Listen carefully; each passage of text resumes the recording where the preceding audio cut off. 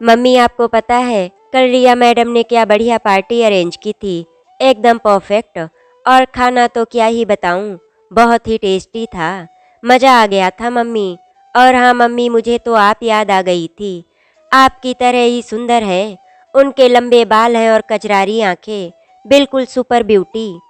मैंने जब उन्हें बताया कि मेरी मम्मी भी उनकी तरह ही एकदम परफेक्ट वुमेन है, अच्छा खाना पकाना, नाचना गाना, party arranger all in one.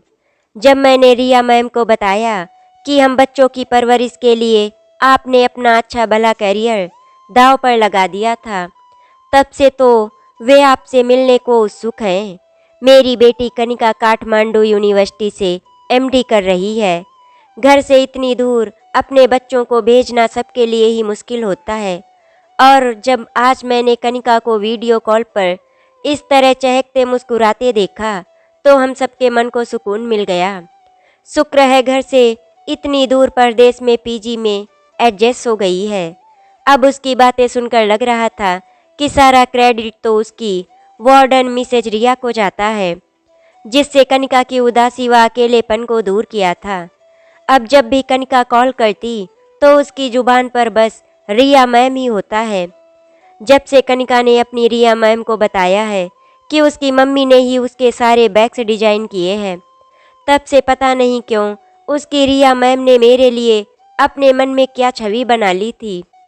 अब हम दोनों ही एक दूसरे को मिलने को उत्सुक थी।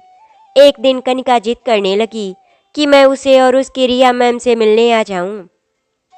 मैंने हंसकर कहा, हम आएंगे मम्मी, ना पापा को मत लाना, वे तो उस पर लट्टू हो जाएंगे। कनिका ने अपने पापा को छेड़ा। उसके पापा ने भी मेरा हाथ पकड़कर पलटवार किया। हम दोनों को तो फेविकोल का जोड़ है, कोई तोड़ नहीं सकता। तभी पीछे से बेटा चिल्लाया, मैं आ जाता हूँ तुम्हारी रिया मैम से मिलने। बंदर, वे मम्मी की उम्र की है, तू अपनी शॉर्ट फिल्म की शूटिंग और अपनी हीरोइनों में ही बिजी रहे। कनिका ने अपने छोटे भाई से कहा। जल्दी ही हमें कनिका के पास काठमांडू जाने का मौका मिल गया। मेरे पति और बेटा अपनी शॉर्ट फिल्म की शूटिंग के लिए नेपाल जा रहे थे। मैं भी संग होली। वे दोनों मुझे काठमांडू में होटल में अकेले छोड़ अपने काम के सिलसिले में आगे निकल गए। तो मैंने भी सोचा कि क्यों ना मैं कनिका के पास जल्दी जाकर उसको अच्छा सा सरप्राइज दे दूं। सफ़र की सारी थकान कनिका के पैगोडा शेप की पीजी बिल्डिंग को देखकर दूर हो गई थी। वहां पहुंचकर पता चला कनिका तो अभी तक अपने हॉस्पिटल में ही है। तो मैंने सोचा उसके आने तक क्यों ना उसकी रिया मैम से ही मिल लूं और थोड़ा सा पीजी बिल्डिंग भी घूमकर देख लूं। मॉडर्न व प्राचीन आर्ट का सही तालमेल देखकर मेरी आंखें फटी की फटी रह गई थी। लगता है मेरी कनिका की रिया मैम को इंटीरियर का काफ़ी अच्छा टेस्ट है। तभी मेरी निगाह सामने बैठी हम उम्र महिला पर पड़ी। शायद वो भी अपनी बेटी से मिलने आई थी। जैसे ही हम दोनों की निगाहें मिली, हम दोनों एक दूसरे को जाने पहचाने से लगे। हम दोनों इकट्ठे चिल्लाए, अरे रिया तुम। और रिया मुझे देखकर चिल्लाई, अरे अनुपमा तुम। हम दोनों की आंखें खुशी से भर गईं और भागकर हमने एक दूसरे को हक कर लिया। हम एक दूसरे का हाथ छोड़ना ही नहीं चाहते थे कि कहीं फिर से न बिछुड़ जाएं। फिर बात को आगे बढ़ाते हुए मैंने कहा, मेरी बेटी कनिका इस पीजी में रहती है, उससे और उसकी रिया मैम से मिलने यहाँ आई हूँ। यार तू बता, तू यहाँ कैसे? रिया हंसने लगी। मैं ही तो हूँ वो रिया मैम, इस पीजी को मैं ही तो चलाती हूँ। तो तुम हो वो हसीन बाला जिस पर मेरी बेटी ही नहीं हमारा पूरा घर लट्टू है। मैंने उसे छेड़ते हुए कहा। करीब करीब 30 सालों के बाद हम दोनों सहेलियां मिल रही थी। मैं उससे दिल खोलकर ढेर सारी बातें करना चाहती थी, इसीलिए उठते ही पूछा, कहाँ गया वो तुम्हारा गिटारिस्ट रोजर? तुम दोनों का प्यार तो हेड ओवर हील था, क्या शादी उसी के साथ की? मैंने तो सुना था तुम्हारे घर वाले तो इस रिश्ते के सख्त खिलाफ थे। वे तो कटने काटने को तलवार ले आए थे। क्या सच है? पूरा किस्सा सुनाना, अपने पति से भी मिलाना। देखूं तो सही वे मिस्टर यूनिवर्सिटी अब कैसे लगते हैं। ये सुन रिया की आंखों में पीड़ा उभरी।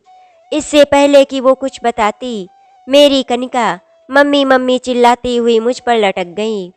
सर्जन बन रही हो, ये बचपना छोड़ो। हंसते हुए लाड से परे धकेलते हुए मैंने उससे कहा, वाओ मम्मी, आप रिया मैडम को पहले से जानती हो। मैंने कनिका से कहा, हाँ, हम दोनों कॉलेज फ्रेंड्स थी। अब 30 साल बाद मिल रहे हैं। तेरे नाना की पोस्टिंग दूसरी जगह हो गई तो हमारा साथ छूट गया। तब आज की तरह सोशल मीडिया प्लेटफॉर्म तो नहीं थे, इसीलिए संपर्क भी टूट गया। अब मिले हैं तो मुझे अपनी प्यारी सखी से ढेर सारी बातें करनी है। तभी रिया बोली, हम इन बातों को यहाँ नहीं, कल तुम्हें आसपास का एरिया दिखाते और यहाँ के प्रसिद्ध काली हाउस पर कॉफ़ी पीते हुए करेंगे। आज तुम कनिका से जी भर कर बातें कर लो। कल तुम 11 बजे यहीं आ जाना, मैं तुम्हारा इंतज़ार करूँगी। अगले दिन कनिका के हॉस्पिटल जाने के बाद मैं और रिया काठमांडू दर्शन के लिए निकल गए। जितनी रिया मुझे आसपास के दर्शनीय स्थल, मंदिर, पैगोडा वगैरह दिखाने में उत्सुक थी, उससे अधिक तो मैं उसका अतीत जानने को उतावली थी। इसीलिए काली कॉफ़ी हाउस में पहुंचते ही टेबल पर इत्मीनान से बैठ मैं अपने आप को रोक नहीं पाई। कॉफ़ी का ऑर्डर देकर मैंने रिया से रोजर से उसके रिश्ते के बारे में पूछ ही डाला। फिर क्या हुआ तुम्हारी लव स्टोरी का? मेरे मुख से ये सुनते ही रिया की आंखों में पीड़ा व उदासी के बादल उमड़ पड़े। मैं तुरंत संजीदा हो उठी। उसके हाथ पर हाथ रख उसको आश्वासन दिया और पूछा, क्या तुम दोनों की शादी नहीं हुई? रिया ने अपनी कजरारी आंखों को अपनी लंबी पलकों की आड़ में छिपाते हुए कहा कि वो विवाहित है, सुहागन भी, पर तलाकशुदा नहीं। पर वहाँ ज़्यादातर लोग ये समझते हैं कि रिया मैम विधवा हैं और उसे बेहद इज्जत व मान देते हैं। अनुपमा, तुम तो जानती हो कि गणित मेरा फेवरेट सब्जेक्ट था। हाँ याद है, मैंने कहा। मैं तो सारी इक्वेशन तुम्हारी सहायता से ही सुलझा पाती थी। ये सुनते ही रिया ने हताशा से कहा, पर अनुपमा, मैं तो यही मात खा गई। रिश्तों के समीकरण समझ ही नहीं पाई। पति पत्नी से जुड़े सवालों के जवाब ढूंढने में ही उलझ कर रह गई। वहाँ गोवा में तुम थी नहीं तो किसकी हेल्प लेती, किससे अपनी पीड़ा शेयर करती? रिया की आंखें भर आईं। अब तुम्हारी प्रेम कहानी में गोवा कहाँ से आ गया? मैंने पूछा। उसने बताया, एक दिन हम दोनों अपने अपने परिवार वालों का कड़ा विरोध देखकर घर से पैसा गहना लेकर गोवा भाग आए। यहाँ रोजर के एक खास मित्र के परिवार ने हमें पनाह दी और हम दोनों की शादी करवा दी। उधर मेरे घर वालों ने जीते जी मेरा पिंडदान कर सारे संपर्क तोड़ दिए। जब शादी ब्याह में बड़ों का आशीर्वाद न मिले तो बद्दुआ तो लग ही जाती है ना। इस बात का एहसास मुझे आज तक होता है। रोजर मेरी पीड़ा को समझता था। वो मुझे हर तरह से खुश रखने की कोशिश करता। हम दोनों ने घर गृहस्थी की शुरुआत मिलजुल कर की। मैं गणित की ट्यूशन लेने लगी तो रोजर रात को क्लब वगैरह में गिटार बजाता। मैं उसका साथ देने के लिए वहाँ गाना गाती। जल्दी ही रोजर अपनी जिंदा दिली व खुशमिजाजी के चलते गोवा के सोशल वर्क सर्कल में फेमस हो गया और धीरे धीरे हम दोनों ने अपना बार व रेस्टोरेंट खोल लिया।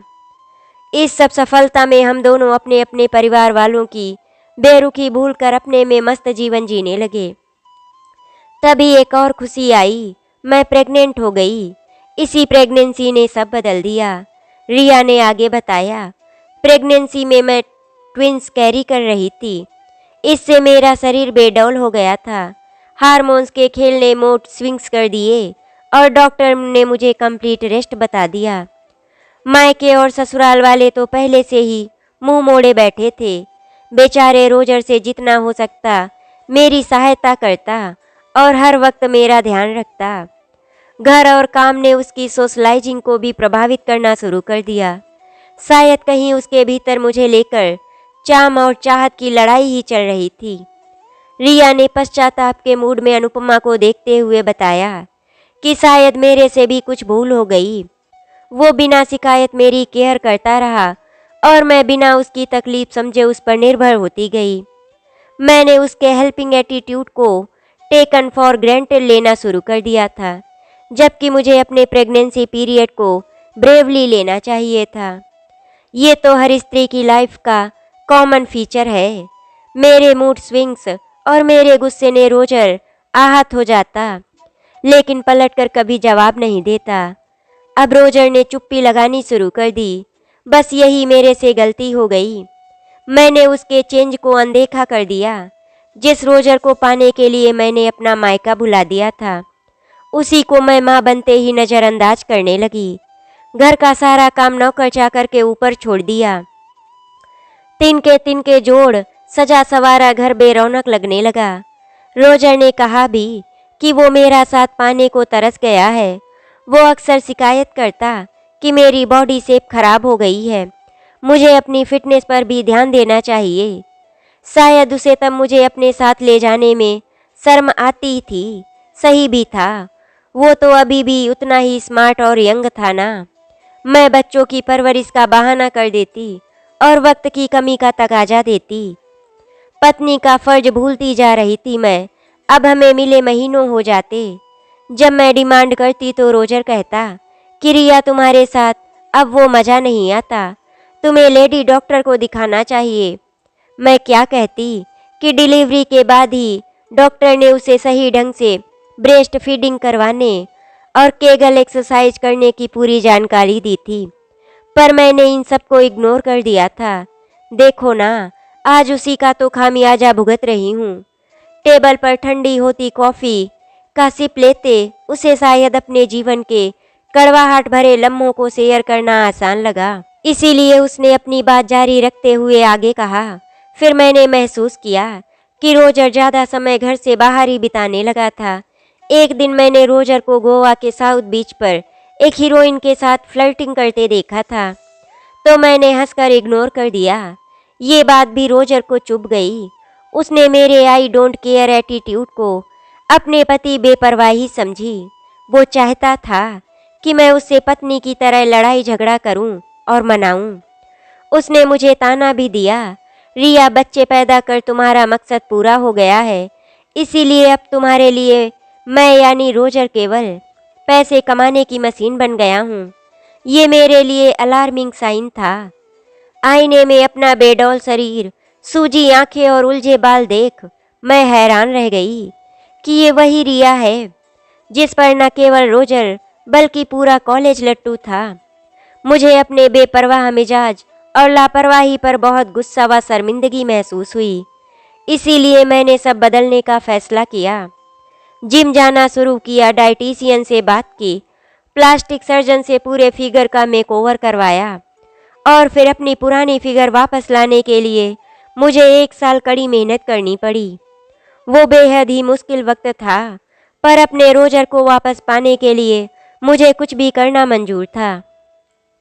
हम दोनों ने मुसीबत के पलों में हंसते मुस्कुराते हुए तिनका जोड़कर घर और बिजनेस खड़ा किया था।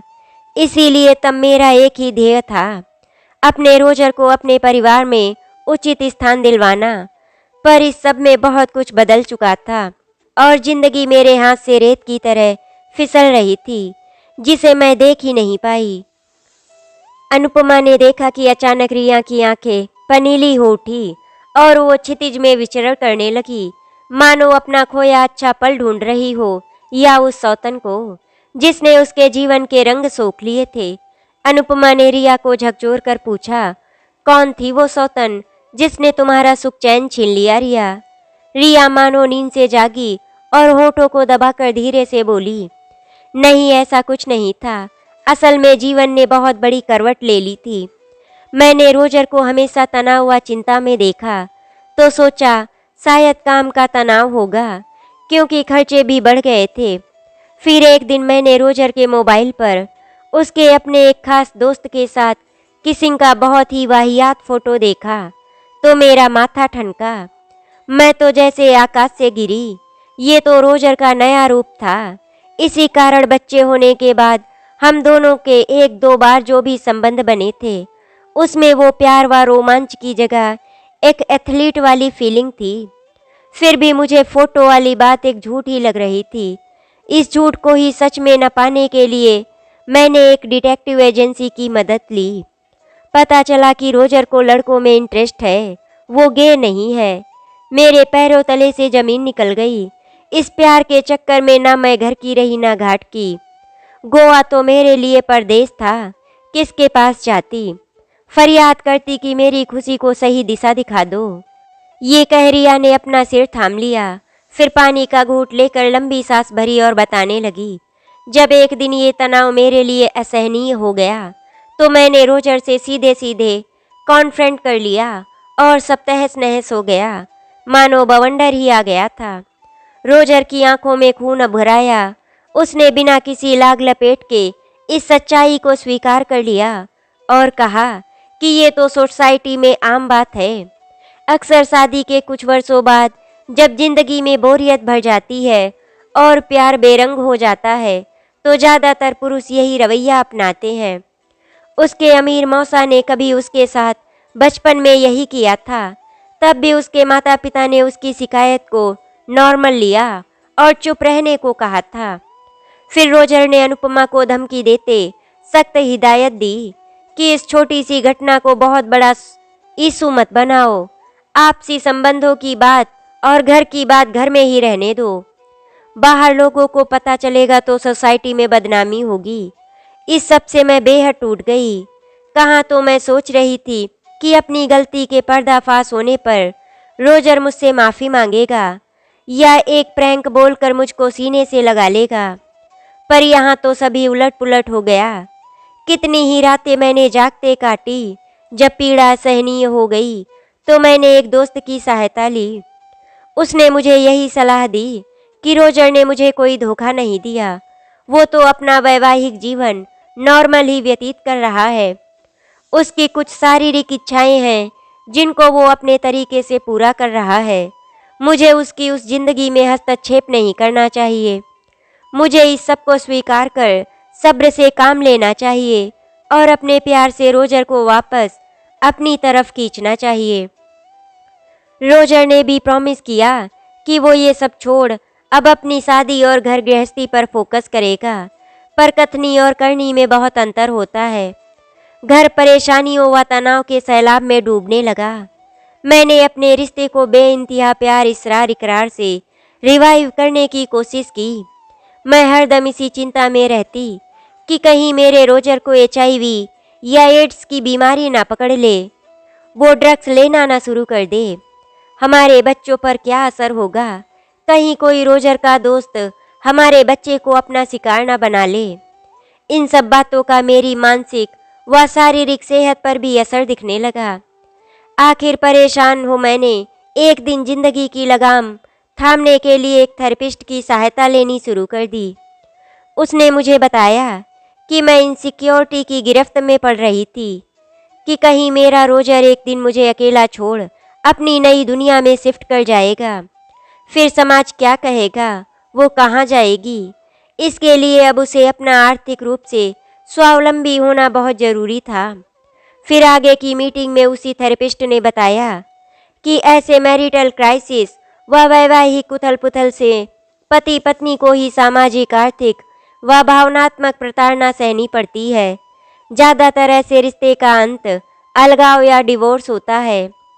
अपना अंधा भविष्य देख मेरी आंखों के आगे अंधेरा छा गया। जिसके प्यार के लिए मैं अपनों के मुंह पर कालिक पोत कर घर छोड़ भागी थी, ऐसे में घर वाले क्या मुझे गले लगाते। कितनी ही बार हताशा में मैंने गहरे समंदर के बीचों बीच समाधि लेने का मन बनाया। मेरा कोई नहीं था, पर बच्चों का प्यार मुझे रोक लेता। इसी तरह कई वर्ष निकल गए।